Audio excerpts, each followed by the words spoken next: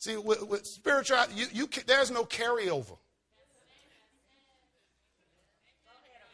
You can't make up for yesterday.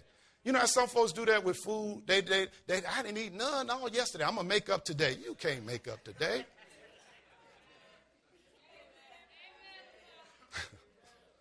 And it's the same thing here spiritually. You can't say, well, I only did one prayer yesterday, so I'm gonna double up today.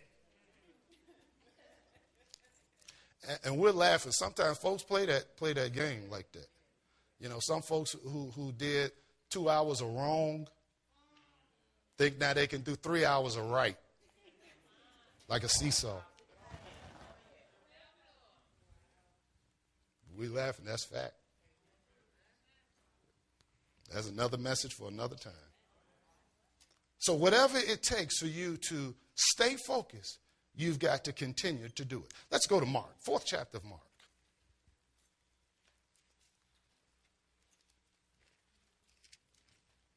Fourth chapter of Mark, verse 24. Jesus says, and he said unto them, take heed to what you hear. With what measure you meet, it shall be measured to you, and unto you that hear shall more be given. One translation says, be careful what you are hearing.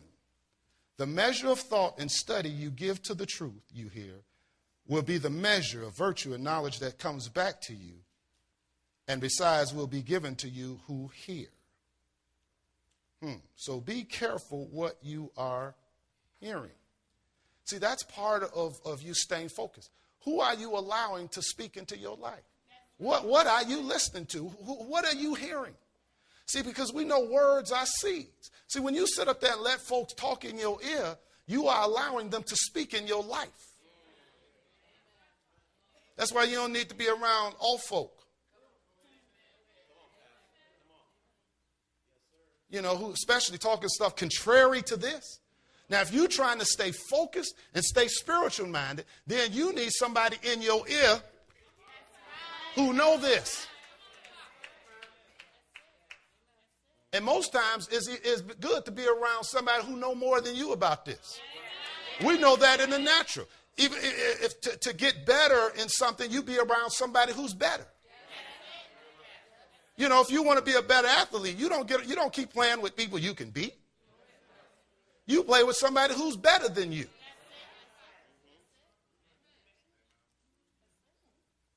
You know, you shouldn't always be the smartest one in the bunch. That's another message for another time, too. Well, I lost some of y'all on that.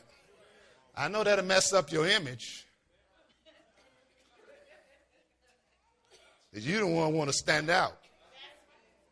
Then you get... No, okay, let me get... Oh, my. So you got to be careful of what you... I was going to say a joke, but I won't go to it. Can I say... No, I ain't going to say it. I ain't going to say it.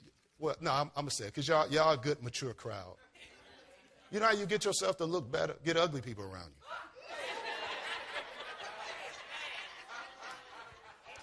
Surround yourself around real ugly people. Some of you, I can't believe he said it. Because which one are you?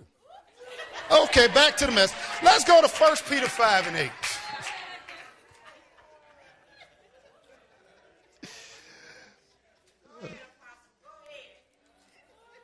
Come on, 1 Peter. Y'all stop. Come on, man.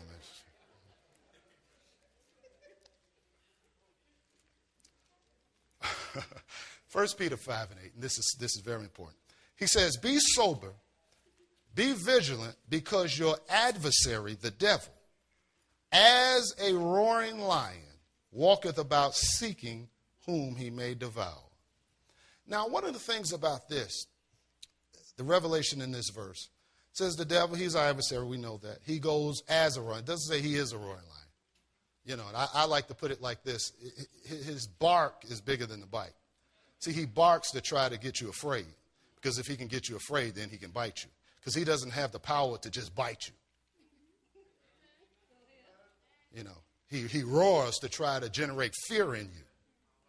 You know, that's just like how some dogs do. Some dog, you know, I don't know if you ever had a certain dog in the neighborhood, they bark, you know, but deep down they really wasn't nothing.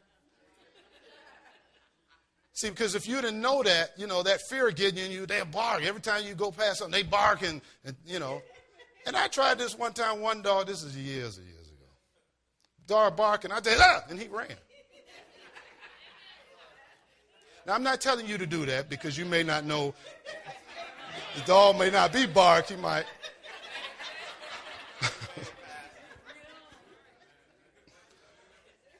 But see, but my point is the devil, you know, he goes as he's not one. But the thing about it is he seeks. See, he doesn't have the power to just destroy your life. But he seeks. Seek. In other words, he's looking, trying to find a weakness in you. See, because if he can find that weakness in you, or if he know that you done lost focus, or if he know that you done got distracted, then he can come and get you. So he doesn't have the power to just come and just bomb your life, you know. And I know we think that, oh, the devil didn't. No. He doesn't have that kind of power. Because if he was able to do that, he'd have wiped all of us out a long time ago. But he has to seek. See, he's looking to see if you still focused. He's looking to see if you still praying like you're supposed to, if you're still fasting like you were, if you're still meditating like you were, if you're still coming to church like you were, whatever it is. He's looking to see. You know. But if he see a weakness, and then he's going to try and get you. Oh, my. So now, when you neglect the things that keeps you strong, then the enemy can come in. Now, there's another version to that verse. It tells us to be cautious at all times. And this is so important. This is the year to make it happen. So you've got to be cautious. You've got to be aware of your environment. You've got to always be aware of who you're around and who you allow to be around you. I like to